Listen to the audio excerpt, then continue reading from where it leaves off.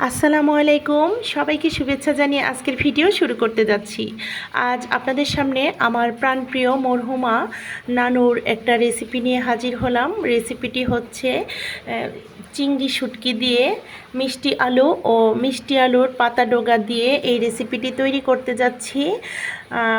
আশা করি রেসিপিটি আপনাদের ভালো লাগবে।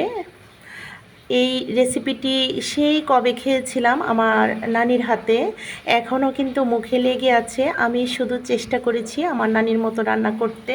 খুবই দুর্দান্ত হয় রেসিপিটি। তো আশা করি আপনাদের ভালো লাগবে। ভালো লাগলে অবশ্যই লাইক কমেন্ট শেয়ার করতে ভুলবেন না। আর নতুন বন্ধুরা চ্যানেলটিকে সাবস্ক্রাইব করে আমার পাশে থেকে যাবেন। পাশে থাকা অল অপশনটিতে ক্লিক করে দেবেন যেন নোটিফিকেশন সবার আগে আপনার কাছে পৌঁছে যায়। আর যারা করে নিয়েছেন তাদেরকে অসংখ্য ধন্যবাদ ও আমার অন্তর থেকে অনেক অনেক দোয়া। সবার প্রথম এখানে কিছু দেশি মিষ্টি আলুর চিকন যে পাতা ডোগাগুলো নিয়েছি, এইগুলো এখন আমি সমস্ত পাতা ডোগা ডাটাগুলো বেছে নিচ্ছি। দেখতে পাচ্ছেন আমি কিন্তু ডাটাগুলো নিচ্ছি, এগুলোর উপরের যে একটা আবরণ থাকে সেটা কিন্তু ফেলে দেইনি। আমরা হাইব্রিড হলে ওইটা ফেলে দেব, এই চিকনটা ফালার দরকার নেই। থাকলে বরঞ্চ আরও বেশি ভালো লাগে। ডাটাগুলো একদম ভেঙে যায় না, খুব সুন্দর হয়ে সেদ্ধ হয়। তারপর সমস্ত পাতা ডোগাগুলো বাছা হয়ে যাবার পর বড় একটা বোলে পর্যাপ্ত পরিমাণ নর্মাল পানি নিয়ে এই শাকগুলো ভালোভাবে ধুয়ে নিচ্ছি। বেশ কয়েকবার ধুয়ে নেব। এটা শেষ ধোয়া ছিল। ধোয়া শেষে একটা স্টেনারে পানি ঝরাতে দিয়ে দেব। তারপর নেব এখানে মিষ্টি আলু। দেখতে পাচ্ছেন ছোট মিডিয়াম সাইজের আলুগুলো ভালোভাবে খোসাসহ ভালোভাবে নর্মাল পানি দিয়ে ধুয়ে নিয়েছি। তারপর খোসাসহই আমি একটু চিকন করে কেটে নিচ্ছি। দেখতে পাচ্ছেন, এটা দেখে বুঝে নিতে হবে। কুচি করে নিচ্ছি একটু মোটা মোটা করে। অবশ্যই আমরা চেষ্টা করব এই মিষ্টি আলুর খোসাটা রাখার। মিষ্টি আলু কিন্তু একদম গলে যায়, হ্যাঁ, খুবই নরম থাকে। সেজন্য আমরা এই শুটকি রান্না করতে গেলে মিষ্টি আলুর খোসাটা ফেলে দেব না।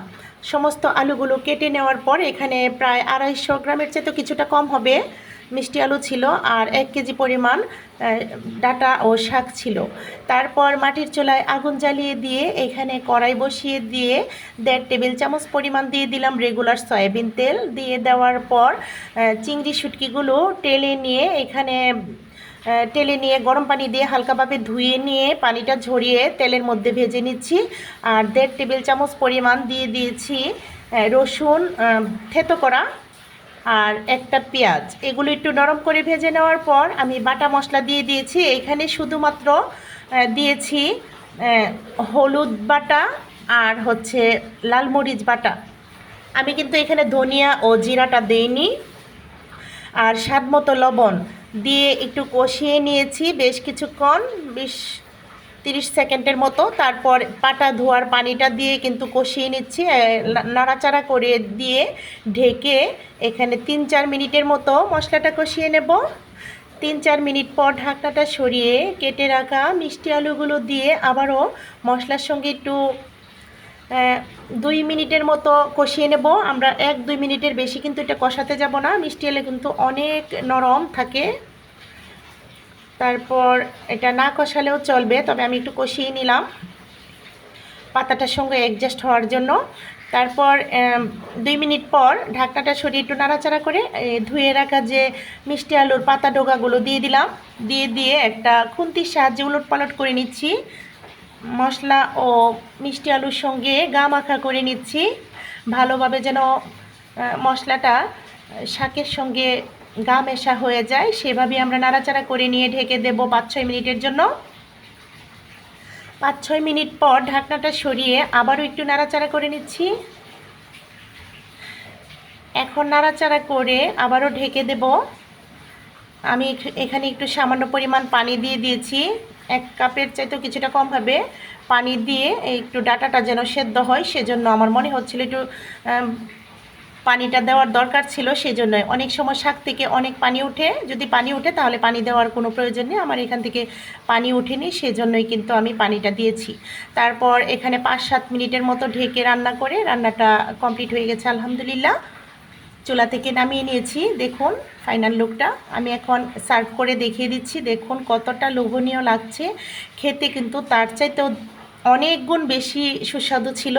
আপনারা একবার হলেও ট্রাই করবেন। আর আপনাদের কাছে সবার কাছে আমার মরহুমা নানির জন্য দোয়া চাইছি। তো আগামী ভিডিও দেখার আমন্ত্রণ জানিয়ে আজকের মতো ভিডিওটা এখানেই শেষ করব। সবাই ভালো থাকবেন, সুস্থ থাকবেন, আমাদের পাশে থাকবেন, আমাদের জন্য দোয়া করবেন। আর হ্যাঁ, ব্যাক সাইড থেকে কিন্তু সাউন্ড আসছে, প্রচুর বৃষ্টি হচ্ছে আর প্রচুর পরিমাণে লোডশেডিং হচ্ছে, সেজন্য গতকালও কিন্তু ভিডিও পাবলিশ করতে পারিনি। আপনাদের ভিডিওগুলো লাইক করে দেখে নিচ্ছি, কাউকে কমেন্ট করতে পারছি, আবার কাউকে পারছি না। তো সব কিছু মিলিয়ে ক্ষমা সুন্দর দৃষ্টিতে দেখবেন। আল্লাহ হাফেজ।